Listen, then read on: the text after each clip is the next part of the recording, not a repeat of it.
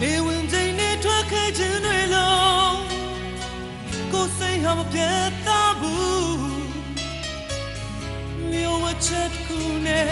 နေဝင်ပြီးမို့ချောဆုံးမတော်လဲ